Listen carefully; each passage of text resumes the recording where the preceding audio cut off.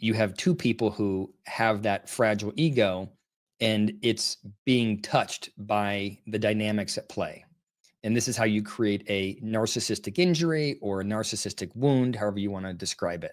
This happens when a narcissist loses something. So, for example, if you are in Musk's shoes and you feel like you've done a lot of work with Doge, and then there's this big bill that comes through, and all of a sudden, what you think you've saved, you've not saved, Yep. that would hurt his ego to the core. He was going to say, "Look at how much I saved," and now we can't say that.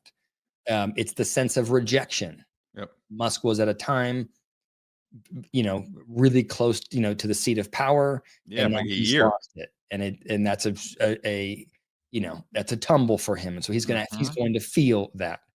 And on Trump's side, he's used to Musk, no matter what, telling the world how fantastic he is. Yep. And all of a sudden, Musk switches and says that he, by the way, is not that fantastic, and he's signed a stupid bill, and that he is on the Epstein plane, and he's part of the Epstein Yeah. list, and that's a very deep personal attack. So you have both these people whose egos have been touched.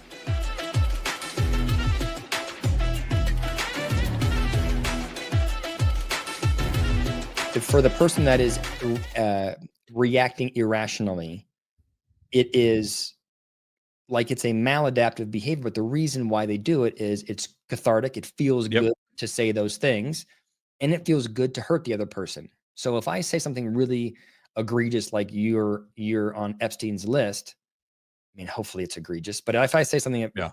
whatever, by attacking Trump that way, Musk, I mean, did you see how he signed it off? Have a good day, Yeah. J. Yeah. Trump. DJT. Yeah. It's a gotcha. Now you're going to suffer.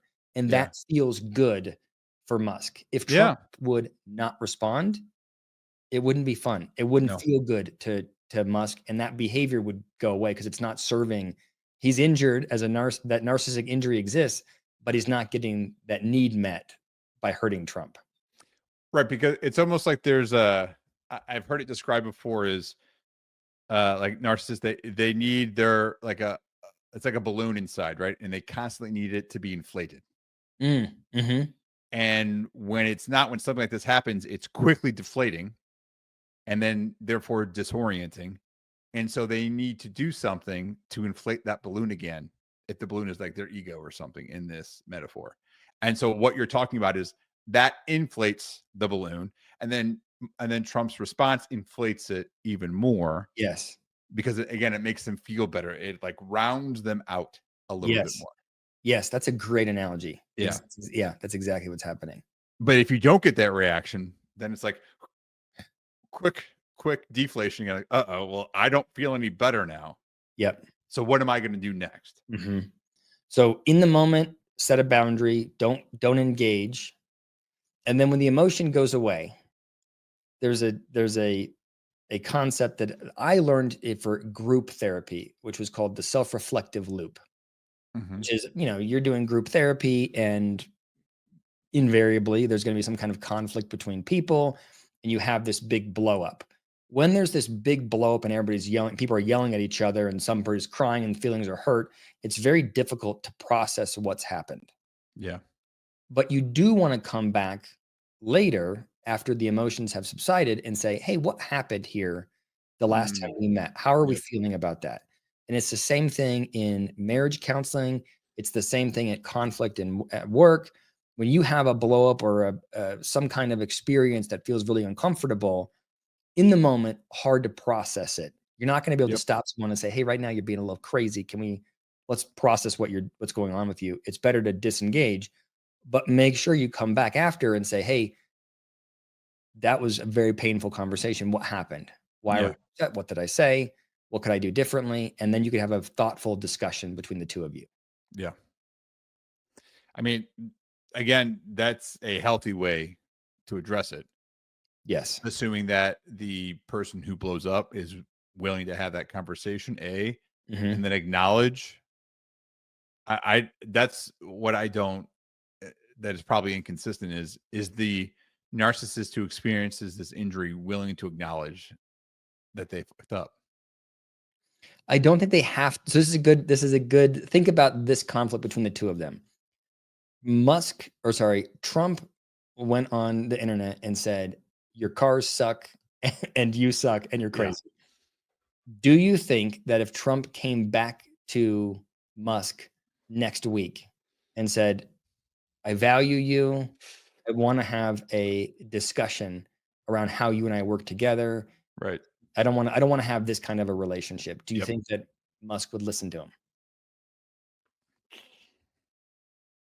I mean, I don't know. Probably not. I think he would. You think he would not? I don't think so. Why I not? mean, well, I guess it depends. Is he coming back in this situation because Trump is going to give Musk what he wants? Or is he just coming back to repair a relationship? To repair a relationship. Yeah. I don't think so. That's interesting. I think he would. Well, so I guess I would say it this way is certainly if it's a colleague or coworker or a family member, this is the best option to go back Sure. because you have to work together. So they don't have the ability. Trump and Correct. Musk have the ability to bail and never talk to each other again. And I think that's the difference, of course, right? We go back to Trump and Musk, but in reality, Hmm. with someone you have a different type of relationship with, that's not just, beneficial for a time or has an expiration date like a lot of political relationships have. Hmm. I do agree with you that that is the right solution. Hmm. And you may get people who are willing to bite that bait and say, yeah, Hmm. it's worthwhile for me to not completely destroy this relationship because of my initial strong reaction to what Hmm. happened. Hmm. At the same time, I think if you're routinely interacting with someone, there is likely some help, support, some just recurring thought you have to have in your head of, hey, this is not about me. It feels like it's about me. It feels like this person's reacting at me, Hmm. but some resilience training around this is not my thing, it's their thing. Hmm. And I can't personalize it or else the relationship is going to go to shit. So I think that's like the next phase of this conversation, right? So Yeah. the if you think about someone who's blown up, how do you deal with it in the moment? Set a boundary, Yep. don't engage. When the emotion subsides, do the self-reflective loop, go back and help someone reflect after it happened. Hmm. Partner with them to figure out how the two of you can avoid that again. Yep. That's when the blow-ups happened. But what about when you're just interacting with somebody who has these narcissistic traits? How do you engage with them when you disagree on something? Yeah. I think the first step is what you just said, which is you have to depersonalize all of the interactions. If Yep. you walk into the engagement with a narcissist and you're sensitive, like the attacks are about you, you're going to Yep. unravel Yep. immediately. Quickly. So I think the first thing you sort of have to do is go like, okay, this has nothing to do with me. Which is difficult to do.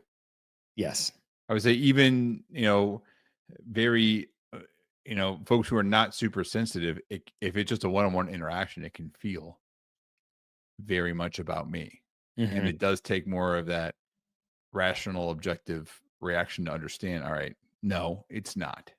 Hmm. I've seen this before. Hmm. Yeah. I'm thinking that if I were to talk to, I think anybody I know that lives with or works around someone that they think is a narcissist, Hmm. the preferred strategy for dealing with the narcissist is to hold them accountable. Yep. That's what we all want to do. And so, like, if I think about, like, well, what would you want to do if you're going to interview this person? It's like, well, I'd want to hold their feet to the fire. I want to see them freak out and I want to Yep. prove to them that they're wrong and that they're an asshole. But if you think about it, like the narcissist has this balloon and there's a thin veil protecting that balloon, holding their feet to their ears, lighting that balloon on fire is not going to Yep. work, Nope. right? So it's like to me, the end point is, well, how do you have a conversation with them without deflating the balloon? Well, I guess Right. that's a question for you, like Rob. Do you think the goal should be to navigate the relationship while keeping the balloon inflated?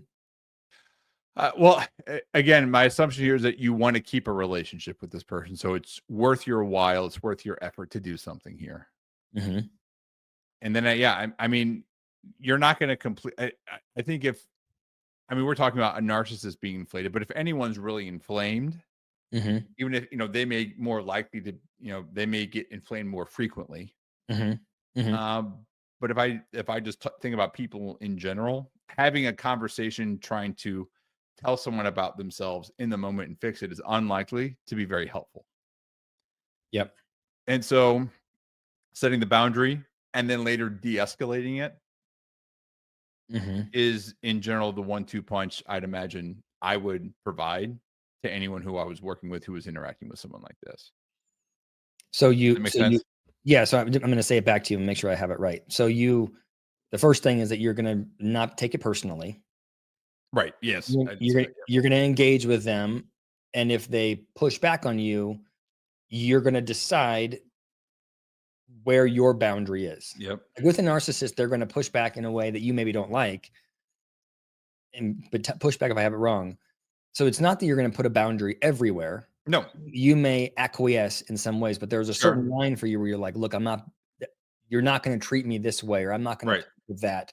This is my personal boundary." Right. I'm willing to acknowledge that, you're going to be unhappy with what I'm saying if I have to give you Mhm. some negative feedback. What I'm not willing to accept is you're yelling and screaming and throwing shit all over this room. Mhm. So because that's happened, I'm out. Mhm. Mhm. And when you're ready, maybe tomorrow we'll have another discussion here. Yeah. But I'm not dealing with this right now because this is not a way that this is not the type of interaction that I'm willing to have. Yeah. Yeah. And I think that first of all, I think that's fantastic advice, and the only thing I would add to it is to say, if you're engaging with someone who you know can be that kind of reactive like that, decide in advance what the boundary Yeah. is. Yeah. So I you're like gonna that go into idea. this conversation and walk yourself through what are the different ways that this could go. Hmm. They're gonna attack you personally, they're gonna make fun of your whatever your work, they're Yep. gonna diminish your work, whatever it is, and decide if they diminish my work, I'm gonna do this. If they yell at me, I'm gonna do this. If they go silent, I'm gonna do that. Be prepared with a strategy Yeah. or whatever that potential reaction will be so that you're not in the moment emotionally trying to figure out how you want to respond, because Yeah. if you're responding in the moment with emotion, you're going to flip them the bird, right? Like that, you're going to escalate to that. Yes. And I think that is all correct. I think that's the right advice. It At the reminds same oh, sorry, Oh, go go ahead. ahead. I was going to tell you an anecdotal story. One of my very first like executive coaching clients was I would say a leader on a large project, and the finance person was never ready with the numbers when they had like a weekly meeting to talk Yeah. about numbers. And he would go, my client would go in every week, and the finance person would never be ready. And his reaction to it was to just scream and pound on the table. Ooh. And and he was always like, I didn't want to pound on the table. I don't need to do it, but this guy's never ready. And then I just lose my mind. Yeah. And the solution was, we'll create a strategy. What do you want to do the next time the finance guy shows up Yep. ready? And then the better reaction was, I'm going to just close the meeting and say, we're not ready. If we're not ready to talk about it, we're going to close the meeting. And all these people who are here are going to be pissed at you because I just ended the meeting early. Yep. And And we you didn't get what we needed to get didn't get done. anything Yeah. done. We got to come back tomorrow to talk about Yeah. it again. Much more thoughtful response. And he just needed a moment to plan for that versus trying to deal with it in the moment when he feels like this person's not Yeah. what they're supposed to do. Yeah. I think that's great advice. Sorry, I cut you off. What were you going to say? No, one of the things I think about in this situation though is especially if you're interacting with a narcissist more routinely. I mentioned the word resilience before, but there's also this just like this sense that you have to be the bigger person when you're interacting with someone like this. Like you're putting the boundaries there. You're letting people know what is and what is not appropriate reaction or behavior. You're the one who has to depersonalize Mhm. all of this. And Mhm. that's a lot of emotional work. Yes. And I've talked to people before um who experience, folks like this, folks like who have narcissistic tendencies. And that's very often something we end up talking about is I'm just worn out.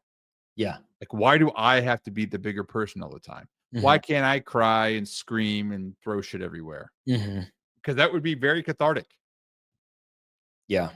And so I guess I mean, have you had similar conversations with folks when that happens? And I'll tell you like how I frame it. I mean, Yeah. I empathize with the position. I think the position, I mean, it is exhausting to have to be the person that's having to do that. The way I always think about it though, is that if you are the person who is deciding intentionally how to respond to somebody, you're the one that's in power. You're deciding whether or not you're going to let this person lose their Yeah. mind. You're deciding whether or not this meeting is going to go well. You are controlling and maneuvering and manipulating the other person's you're in a very powerful position. I Even though like it that. feels I like like that. you're not, but you're really Yeah. you could if I you know, I think about like if I was coaching up Donald Trump, I would say, "Hey, you have the choice. You can decide, do you want Musk to go unhinged or not? Yeah. How you tweet decides that. You're in power." Right. Right. I think I know I think how that's a good reaction. I like that. yeah, I I think I like know that how he'd suggestion. respond to it, which would be like, "Yeah, light him on fire." But yeah, you're right. That is a good way to reframe it. Is yeah, and that feels better. I think Yeah. it does. It's a positive reaction or emotion if you frame it up that way. Yeah.